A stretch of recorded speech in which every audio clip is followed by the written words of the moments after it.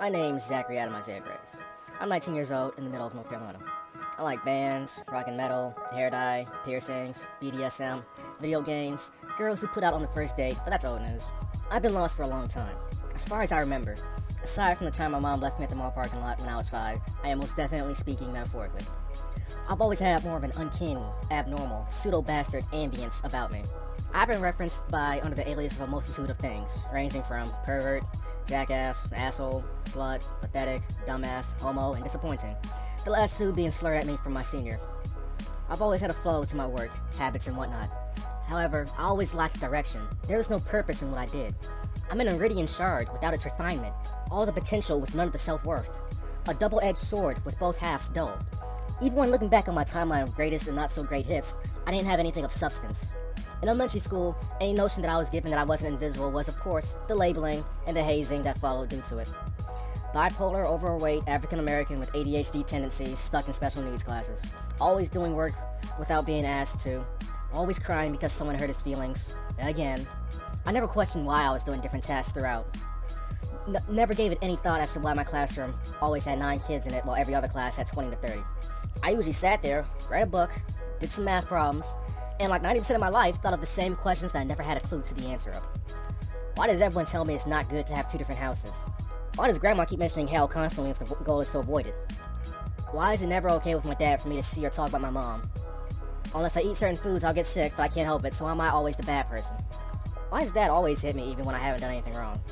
Naturally, thinking of the last question always brought tears to my eyes as I think of all the dads on TV and how they treat their sons and daughters with love and kindness. I now know that I would never have that love. Not much change between elementary and middle school. I always made A's and B's with the occasional C. Constantly getting into physical altercations because of the constant hazing for being different. Why do you have to have an IEP? What's wrong with you? Why are you always fucking crying? No one cares about the A you got on the last test. Quit letting the teachers bring it up. Shut up, fat ass, etc. I went to a charter school for my middle school years. They didn't even have a real campus. It was just this huge gym that used to be a church and basketball church and gymnasium. After my 6th grade year, we got trailers to have our other classes at, since the different supply rooms and gym didn't help at all with people like me who got distracted extremely easy.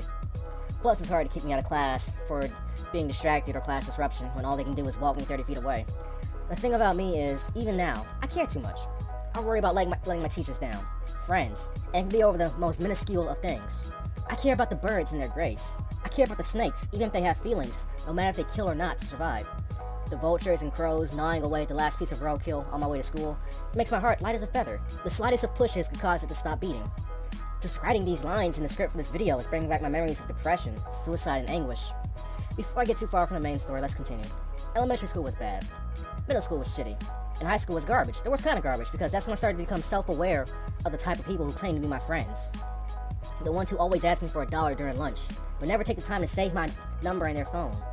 After constantly having to remind them who I am and why I even have their number, they proceed to tell me no, I cannot attend whatever shindig they have planned out. Each year got gradually worse. Every single thing that happened in middle school seemed to repeat itself in high school. Except this time around, there wasn't as many suicidal attempts on my end. Looking back on it, I'm left with shock and awe as to how I survived any of it.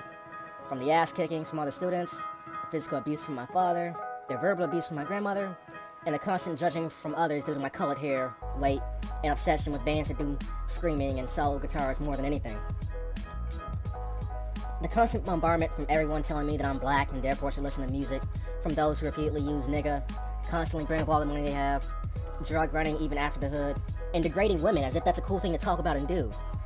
Furthermore, since I'm black, I should stay away from having any interest in white girls, since it's not natural to date outside my race. Mind you, this is coming from all the black people who talk to me, in the middle of North Carolina. The rednecks who spoke to me didn't have as many kind things to say to me, especially the one who bullied me for my last 3 years of school and even outside of public events. I can be a victim who says that they were holding me back from my potential, but that wouldn't be true. I had no potential, no goals or ideals for what I wanted to do back then, or what I dreamt of doing for the future.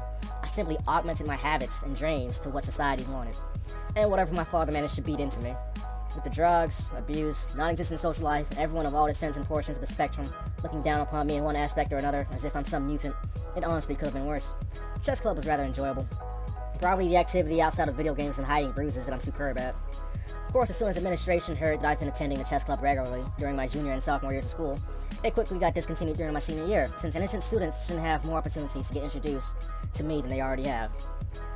The day I got my high school diploma on that stage, I to throwing off my cap and ruffling my auburn hair and hitting the crowd with double peace signs as I went up to grab my paper. It was amazing. Everything about that moment was magical. From giving the administration one last act of defiance, to immediately and simultaneously seeing multiple ex-girlfriends and boyfriend of mine look at me with pure rage, disappointment, and resentment. Of course, I have to do another video to go further in depth with that moment. Finally gotten away from my abusive, homophobic, racist, Christian-based father and grandmother, reunited with my mother, and had an adventure in Georgia that I blew worse than any of my other fuck-ups.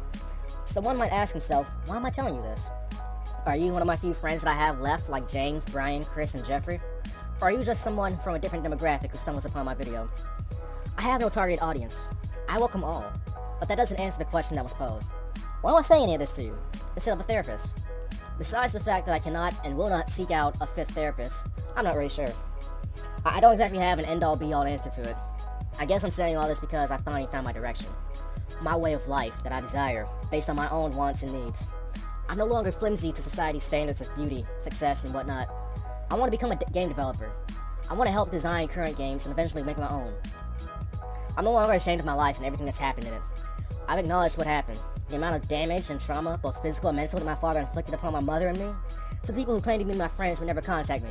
The few times that we do meet, proceed to insult me and countless others like immature savages simply because I'm not a masculine heterosexual guy who hates anime and loves hearing pure garbage from misogynistic people like Drake and illiterates like Lil Wayne and Future. I no longer have the capacity to let any of that distract me from the way I wish to live my life. I enjoy Black Sabbath, Metallica, Guns N' Roses, Too Motionless in White, Falling in Reverse, and Asking Alexandria.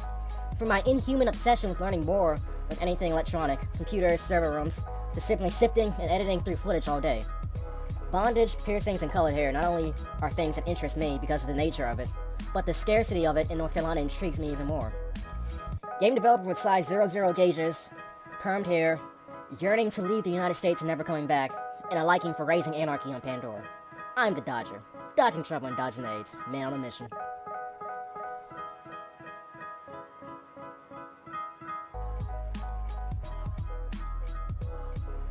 Hey guys, Dodger here. If you like this video and want to check out more of my content, please feel free to like and subscribe.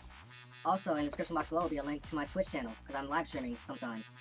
Also, in the link to the very video itself, will be a link to my favorite storytime video if you want to check out the foundation of why I started this YouTube channel. Thanks, and have a nice day.